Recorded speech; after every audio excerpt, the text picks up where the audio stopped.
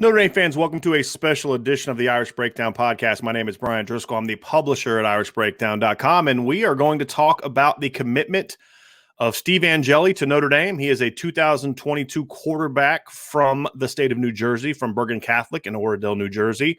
We're going to talk about that, going to give my thoughts on Steve as a player.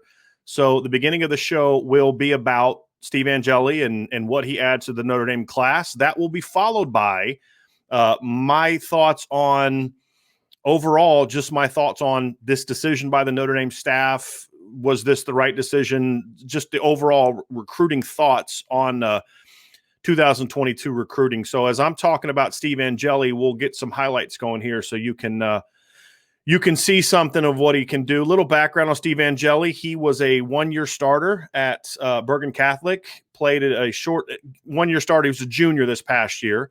Here's some huddle highlights. He was a kid that threw for about 900 yards and 6 touchdowns this year in a shortened season. So keep in mind, this was a shortened season for his team because of COVID situations there. So his numbers are going to be somewhat reflected by that, obviously. Under 60% completion percentage. His statistics were he ran for -1 yards rushing according to Max Preps, but he's actually not a bad athlete. He moves around in the pocket okay. He's not really going to be a guy that runs the ball a lot in college, but is a guy that can move around in the pocket, sort of a Mac Jones type of guy. Really nice frame, as you can see on these clips, 6'3", 215. Decent arm strength. I think he's also a kid that at 6'3", 215 has some tools that should allow him to up his arm strength a little bit. So I think there's some growth there, but he doesn't have a really powerful arm that you see from other top quarterbacks. And the other thing is I don't love his accuracy as a quarterback, because when you watch him throw, he's a high effort guy to throw the ball downfield. You can see it on film. You can see it in some of his individual workouts. For him to really get the ball downfield and power the ball downfield, he has to get a lot more body on it. Well, the problem with that is the more effort you put into throwing the football, the less accurate you're going to be.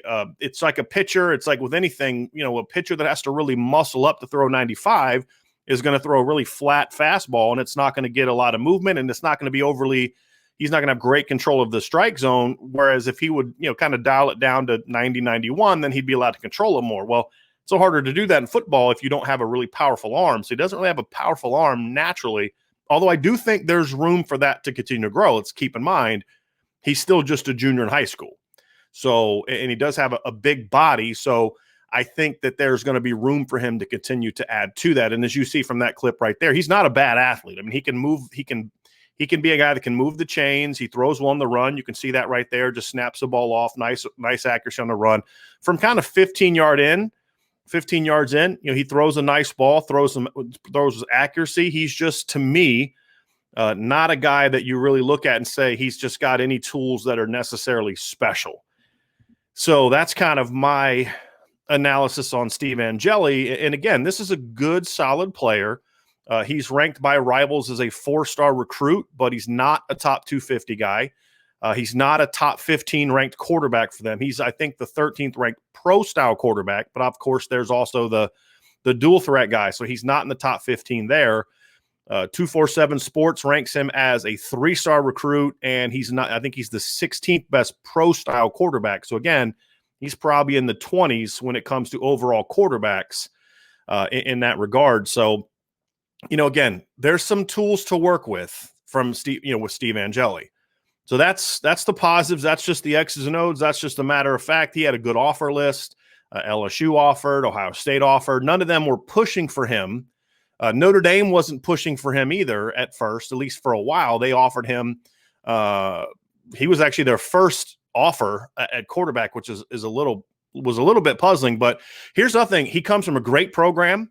Bergen Catholics have a great program. Notre Dame is trying to recruit Jaden Gould from that school. He's one of my favorite cornerbacks of the 2022 class. So maybe Steve Angeli can help bring that in. So there's some things to like about Steve Angeli. If we're being objective and just looking at him as the player, there are some things to like, and there's some tools there to work with.